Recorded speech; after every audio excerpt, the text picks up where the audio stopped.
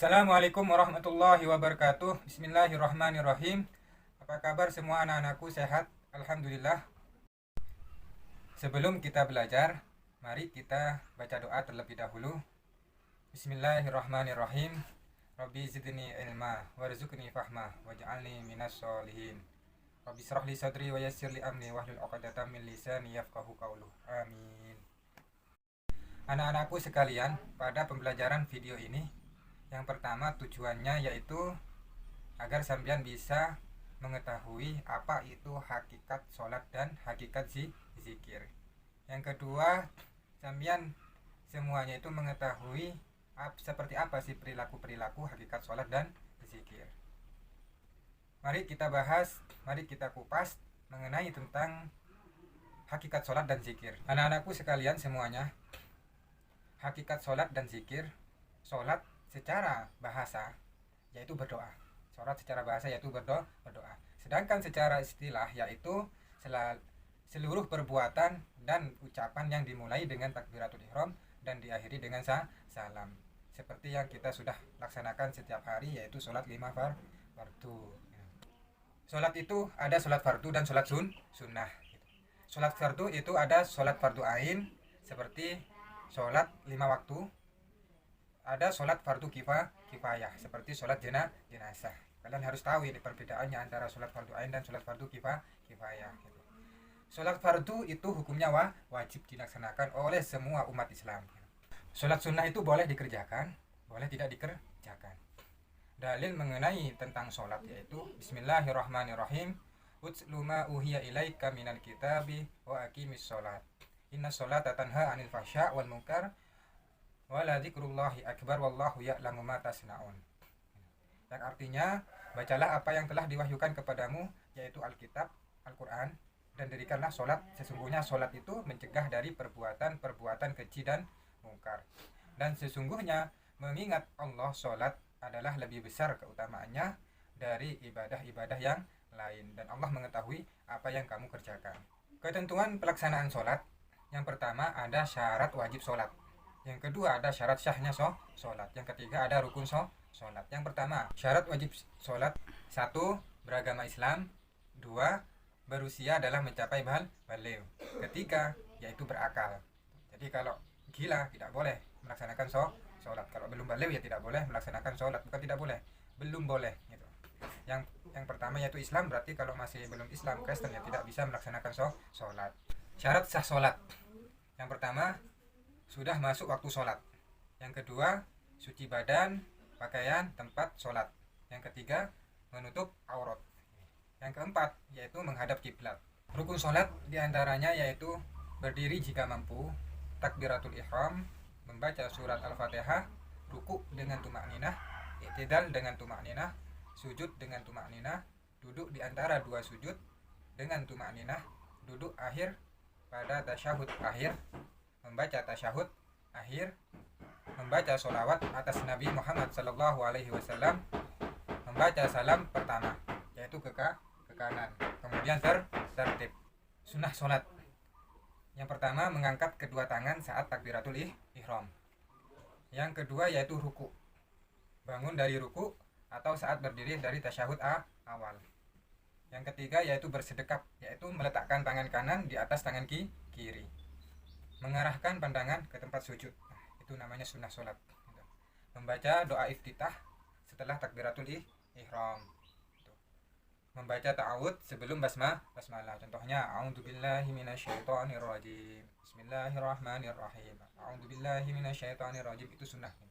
Mengeraskan bacaan pada sholat yang termasuk jahar. Sholat yang termasuk jahar ini sholat maghrib, sholat isya, sholat subuh.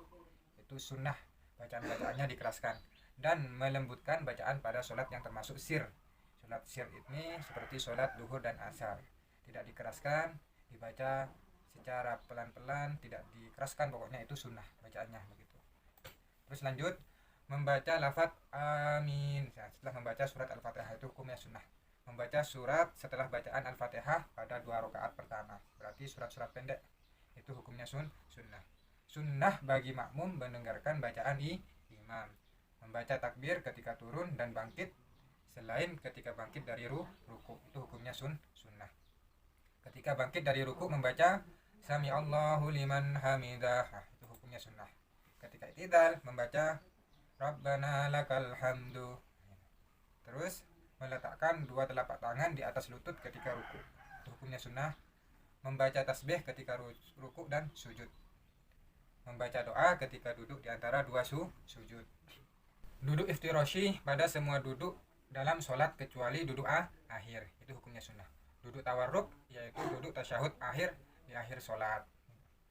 Yang terakhir yaitu membaca salam kedua, yaitu membaca salam ke kiri. Hal-hal yang membatalkan sholat: yang pertama, berbicara dengan sengaja. Yang kedua, banyak melakukan gerakan di luar sholat. Yang ketiga, berhadas saat melakukan sholat seperti kencing, kentut. Yang keempat yaitu menempelnya najis di badan, pakaian, dan tempat sholat. Contoh, beraknya cecak jatuh ke badan atau pakaian kita ketika dalam keadaan sholat. Nah, itu batal sholatnya. Yang kelima yaitu terbukanya aurat. Ada angin tiba-tiba sarungnya keangkat, auratnya kelihatan, itu batal sholatnya. Yang keenam yaitu mengubah niat. Yang ketujuh, berpaling dari kiblat, menghadap timur, menghadap ke utara, selatan, itu juga batal sholatnya nanti. Yang kedelapan, makan dan minum ketika sholat. Yang kesembilan yaitu tertawa dalam sholat, tertawa itu batal sholatnya. Yang terakhir, yang kesepuluh yaitu murtad. Manfaat menunaikan sholat: yang pertama, mendekatkan diri kepada Allah Subhanahu wa Ta'ala. Yang kedua, sebagai bukti rasa syukur kepada Allah Subhanahu wa Ta'ala. Yang ketiga, dapat memancing rezeki. Yang keempat, menjadi obat kesedihan. Yang kelima, melatih disiplin. Yang keenam, mendidik manusia menjadi bersih jiwanya, hatinya. Yang terakhir yaitu memperkokoh rasa persaudaraan antar muslim. Dengan cara apa? Salah satunya dengan cara sholat berjamaah di masjid-masjid, sehingga hablum minan nas, hubungan sesama manusia itu terjalin. Hakikat zikir, anak-anakku sekalian, perlu sambian cermati, amati, dengarkan, tolong. Zikir artinya yaitu mengingat kepada Allah Subhanahu wa Ta'ala. Dengan apa? Dengan cara menyebut nama-namanya. Zikir dapat dilakukan kapan saja, kecuali sedang buang air kecil dan buang air besar. Itu tidak boleh melaksanakan atau mengucapkan zikir-zikir yang mengandung nama-namanya Allah. Dengan berzikir, hati kita akan menjadi tenang. Ayatnya apa? Ayatnya yaitu Bismillahirrahmanirrahim.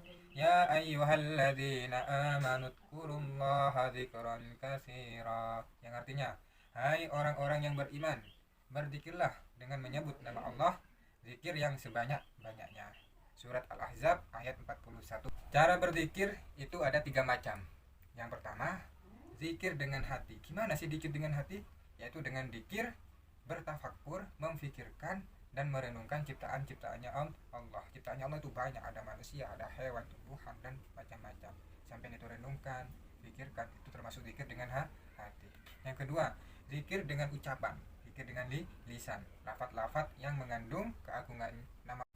Yang kedua yaitu zikir dengan ucapan. Apa sih maksudnya zikir dengan ucapan?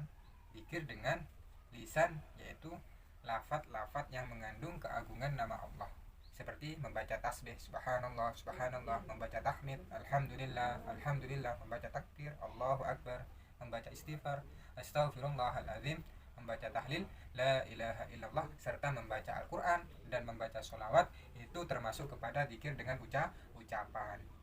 Kalian harus paham, anak-anakku sekalian, bagaimana cara berzikir. Yang ketiga yaitu zikir dengan perbuatan. Seperti apa sih gambarannya zikir dengan perbuatan itu?